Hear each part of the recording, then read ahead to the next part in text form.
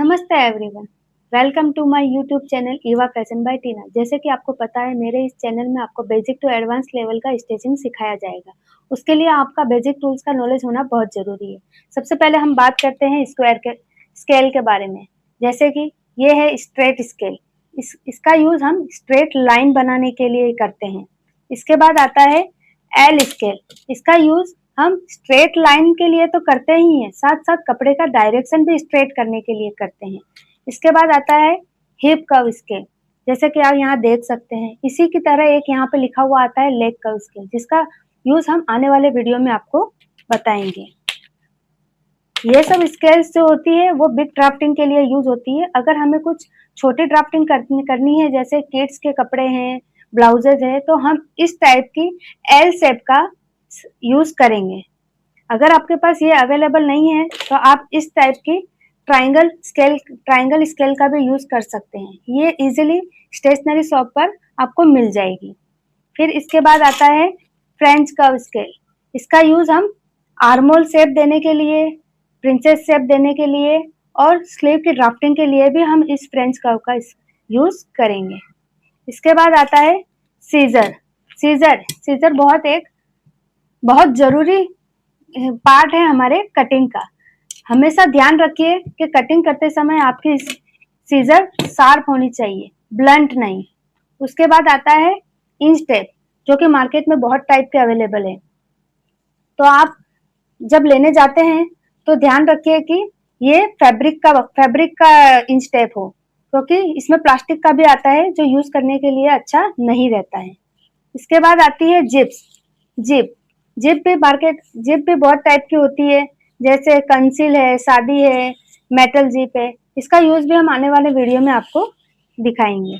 उसके बाद आता है स्टिचिंग ओपनर। यह भी बहुत जरूरी है। जब आप नया स्टिचिंग सीखते हैं तो ये स्टिचिंग ओपनर आपके पास होना बहुत जरूरी है। उसके बाद आता है कटर। इसका यूज भी बहुत जरूरी है। कुछ पॉइंट्स को कट करने के लिए, अगर आप नए हैं स्टिचिंग में और आप वो सीजर से कट नहीं दे पा रहे हैं, तो आप इस कटर का यूज कर सकते हैं। इसके बाद आते हैं चॉक्स, जो कि बहुत टाइप के मिलते हैं।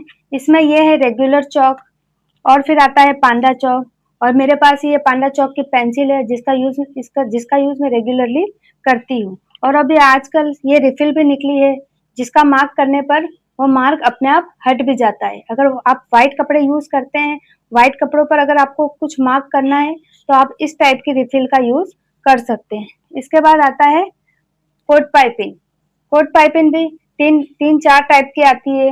एकदम पतली भी आती है, मीडियम भी आती है, मोटी भी आती है, और कुछ रेडीमेड साड़ियों में आप देखते हैं एकदम मोटी वाली आती है, उस टाइप की भी मिलती है। पर इस मीडियम वाली को आप यूज करते हैं तो ये परफेक्ट रहती है।